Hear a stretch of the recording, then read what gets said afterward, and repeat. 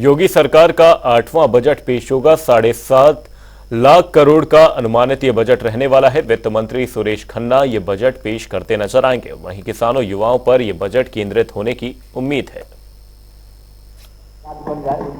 Ease of doing business ranking एवं विभिन्न राज्यों में लॉजिस्टिक्स की सुलभता leads 2023 with in bracket ranking में उत्तर प्रदेश ने अचीवर्स की श्रेणी प्राप्त की है।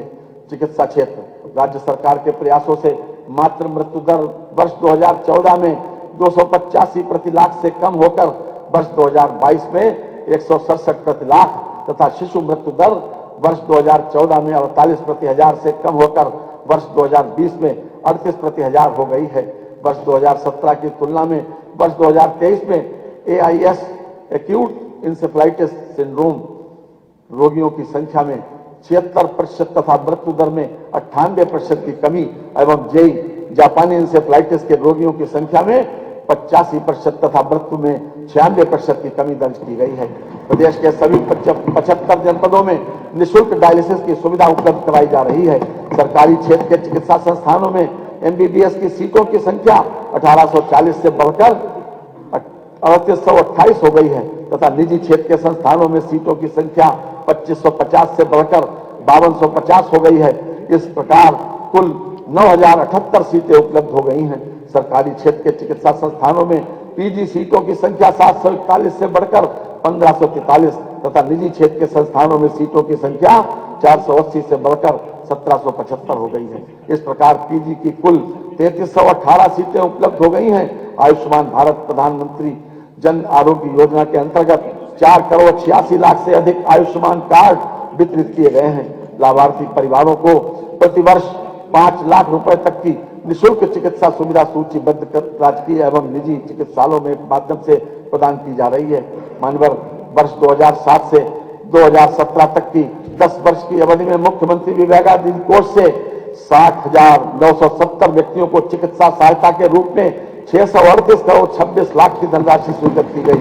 माननीय मुख्यमंत्री जी श्री योगी आदित्यनाथ जी के अब तक के कार्यकाल में 2017 से अद्यावधिक अर्थात 7 वर्ष से भी कम अवधि में 1,61,962 व्यक्तियों को चिकित्सा सहायता हेतु 2765 करोड़ रुपए स्वीकृत किए जा चुके हैं, जो अपने आप में एक कीर्तिमान है। माननीय मुख्यमंत्री श्री योगी आदित्यनाथ जी के नेतृत्व में जिस प्रकार प्रदेश में चिकित्सा सुविधाओं का विस्तार हुआ है और बड़ी संख्या में आयुष्मान कार्डों का वितरण किया गया है, वह अन्य राज्यों के लिए अनुकरणीय मिसाल है। मिसाल के रूप में हमारे समक्ष है। खास तौर से आम आदमी क्या सोचता है मान्यवर, जिसको 4 लाइनों में व्यक्त किया गया है।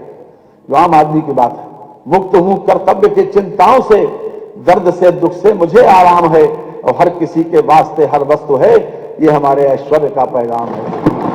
कानून व्यवस्था सरकार प्रदेशवासियों को अपराध एवं भय मुक्त वातावरण देकर राम राज्य की संकल्पना को साकार करने में पूरी तरह सफल रही है।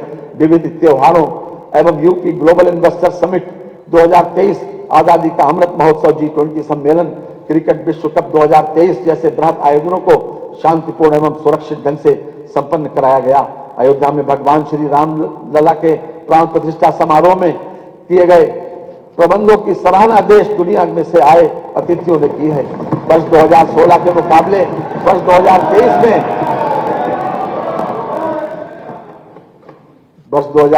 मुकाबले वर्ष 2023 में डकैती के मामलों में 87%, लूट में 76%, हत्या में 43%, बलवा में 65%, फिरौती हेतु अपहरण में 73% की कमी हुई है। ऑपरेशन त्रिनेत्र के अंतर्गत 8,54,634 CCTV कैमरों का अधिष्ठापन किया जा चुका है। अप्रैल 2017 से जनवरी 2024 तक पुलिस विभाग में विभिन्न पदों पर 1,55,830 भर्तियां तथा 1,41,866 पदोन्नतियां की गई हैं। महिलाओं तथा वरिष्ठ नागरिकों की सुरक्षा हेतु सेफ सिटी परियोजना में महत्वपूर्ण स्थलों पर CCTV कैमरों की स्थापना, इंटीग्रेशन, डार्क स्पॉट्स का चिन्हीकरण एवं लाइट्स लगाना, हॉट पॉइंट्स को चिन्हित करने पिंक बूथों की स्थापना तथा बस टैक्सियों में पैनिक बटन की व्यवस्था सुनिश्चित की जा रही है। 3 महिला PSC बटालियन जनपद लखनऊ, गोरखपुर एवं बदायूं में स्थापित है।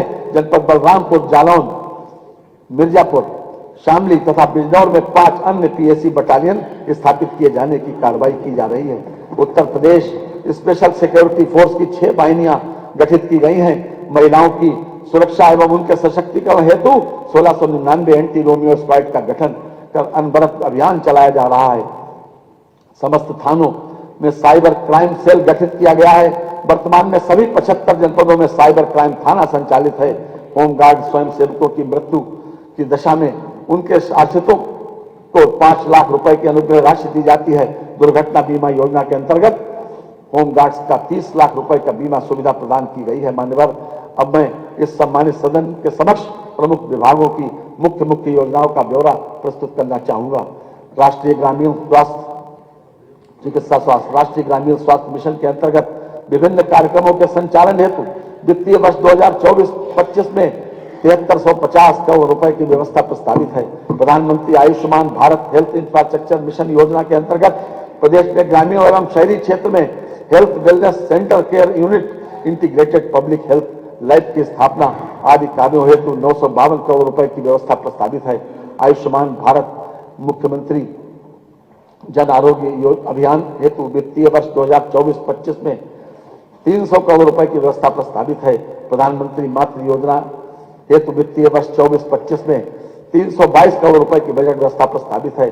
पंडित दीनदयाल उपाध्याय राज्य कर्मचारी कैशलेस चिकित्सा योजना के अंतर्गत आबद्ध निजी चिकित्सालयों में कैशलेस उपचार की व्यवस्था की गई है, जिस पर कुल 150 करोड़ रुपए का व्यय भार अनुमानित है, जिसका पूर्ण वहन राज्य सरकार द्वारा किया जा रहा है। चिकित्सा शिक्षा प्रदेश में 65 मेडिकल कॉलेज हैं, जिनमें 35 राज्य सरकार एवं 30 निजी क्षेत्र द्वारा संचालित हैं। वर्तमान में 45 जनपद मेडिकल कॉलेजों से आच्छादित किए जा चुके हैं व 14 जनपदों में केंद्र सरकार द्वारा वित्त पोषित मेडिकल कॉलेज निर्माणाधीन हैं। 16 असेवित जनपदों में निजी निवेश के माध्यम से मेडिकल कॉलेज स्थापित किया जाना प्रस्तावित है। राजकीय क्षेत्र में बीएससी नर्सिंग कॉलेजों की संख्या 6 से बढ़ाकर 23 की गई है। जनपद वाराणसी में मेडिकल कॉलेजों की स्थापना कराए जाने का निर्णय लिया गया है। इसके लिए 400 करोड़ रुपए की व्यवस्था प्रस्तावित है।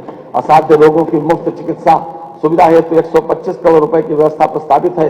राजकीय मेडिकल कॉलेजों में ट्रामा सेंटर लेवल द्वितीय को trauma centre level 1 with in bracket 100 bedded oblique apex trauma centre 200 bedded with in bracket में उच्चीकृत किए जाने हेतु 300 करोड़ रुपए की व्यवस्था प्रस्तावित है।